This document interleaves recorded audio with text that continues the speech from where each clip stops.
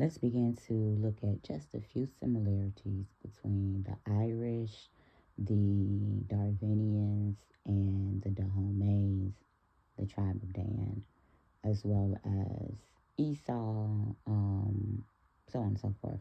Hey guys, this is Jacoby of Jacoby James. Thank you for once again coming back home, family. For those of you that happen to be new here, welcome. I definitely hope you hear something today that will persuade you to stay.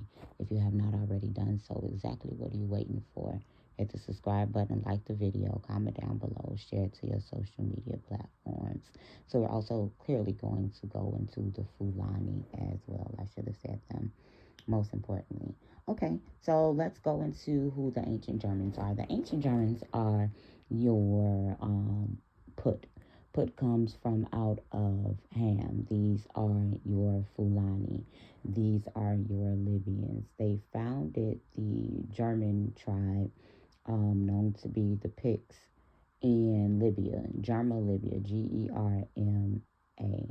The Fulani are also called Gullah Gaelic. This can also be replaced by the C, by the K, by the PH, and by the P. This is basic linguistics. So we begin to look at German historians begin to teach that the Fulanis are the native Gaelic or German people. This is fact. They began to call them Picts or painted people. We know painted will go into colored, and we know that quote unquote African Americans, Filipinos, Hispanics, all of us end up being labeled as colored people. Now, when you begin to see the Fula or the Gullah amongst quote unquote African Americans, you will begin to see this with the Geether, the descendants of Geether, who was in the genealogy chart of Shem in Genesis, the 10th chapter. His descendants were also called Gittis or Geechi.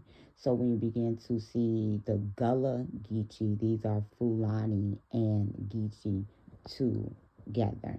When we began to look at Goliath, who was known to be a giant, the first part of his name, Gol, this means the same thing as what the Fulani are known to be.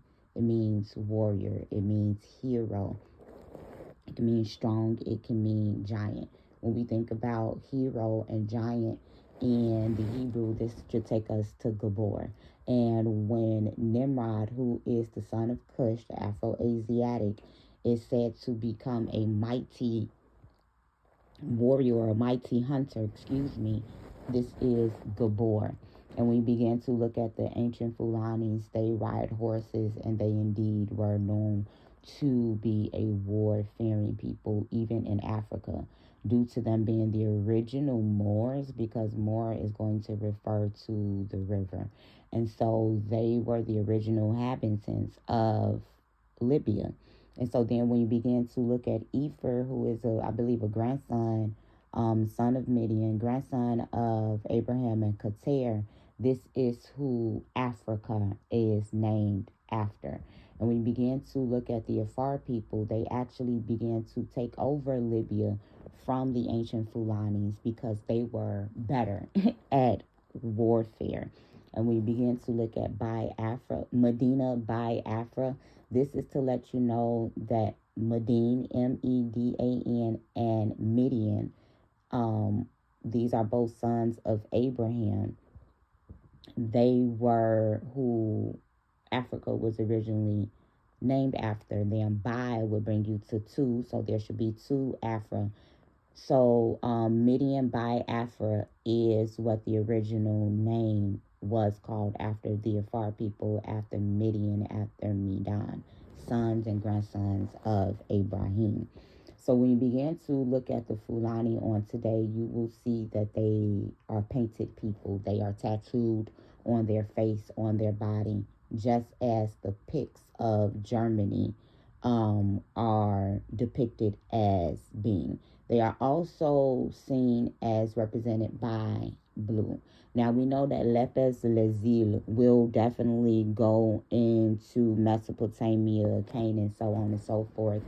and that although blue eyes are seen amongst the Amorites, whom are known to be a Hamitic people group, the OCA2 gene that begins to create blue eyes is found more predominantly among your Igbo people, whom are out of Heber and Gad.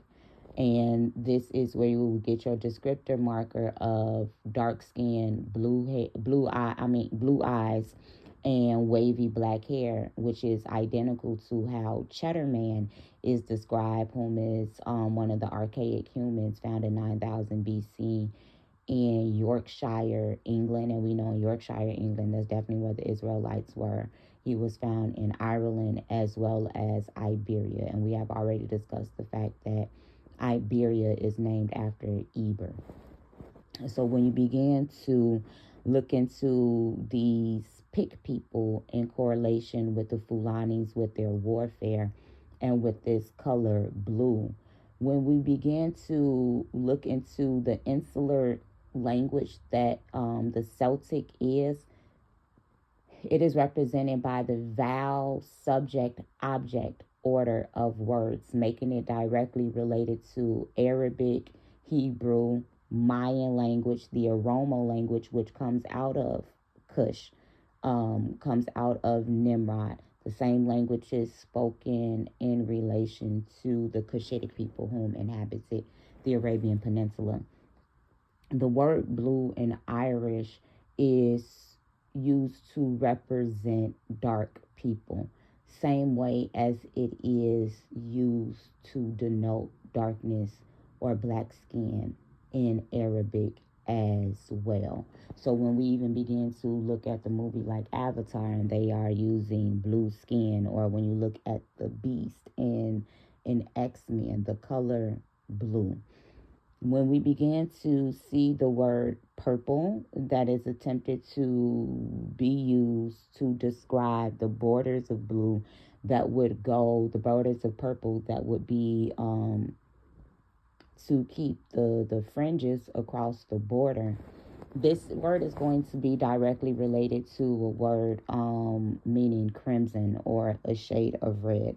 It's like a blue reddish. And so when we begin to look into the ancient Phoenicians, who are from the seed line of Ham, they are described as a purple people as well. Now when we begin to mix the color red and the color blue, this gives us purple. We know about the Scottish Rite as well as the as well as the Greek Rite, which we know one lodge is red, one lodge is blue, and then when you have the ascertainment of both of them to reach illumination, then you begin to be able to have the purple for that level of ascension. And we know that these people groups began to help in the assistance and the building of Solomon's temple. So it's just very important for us to be able to prove the Afro-Asiatic origins of these people group. So when we begin to look at the blue mother goddess in India, she will be Kali. And Kali means black. And so she was represented as blue. Her name means black. She was the black mother goddess of rebirth as well as death and destruction.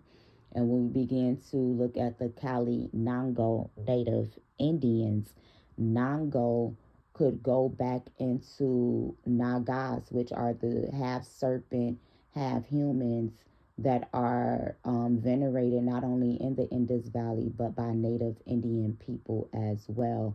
And we begin to look at the Noon and the Gamel. This is the same root as Nagar. Noon, Gamel, Resh in Hebrew meaning carpenter. And we know that carpenters are masons, are artisans, so on and so forth. And Yahushua the Just, or Jesus the Just, which I don't like to say, was a carpenter. We will also begin to see this same root to describe negro, which means black in Spanish. So you see how these representations just go back to black. So when we look at the serpent worship, we will begin to find the tribe of Dan leaving Egypt, going into Ireland as the Danu. And they worship Danu, the mother goddess. When you begin to take the dialects or the D off of it, this will bring you Anu, who is the Mesopotamian father goddess. These people are represented by snakes. So when we begin to look at the Dahomey in West Africa, we will see them in the kingdom of Dahomey practicing the serpent worship, as well as selling Israelites into slavery by being the Dalet and the Nun, which means judge. We will also see these same people group founding the Indian Ocean slave trade in Britain and in India. So when we began to look at the Fulani, they definitely had a mass hand in the slave trade as well. Trans the trans-Saharan slave trade, the Arabic slave trade, the Indian Ocean slave trade. So I hope that this has been able to help us I hope this has been able to help us identify that the Fulanis are the ancient Germans, that Irish is an insular language in relation to Arabic, Hebrew, Oromo, as well as the Mayan language, and that for all intents purposes, the entire world leads back to a Hamitic and a Semitic Afro-Asiatic black people. This is Jacoya.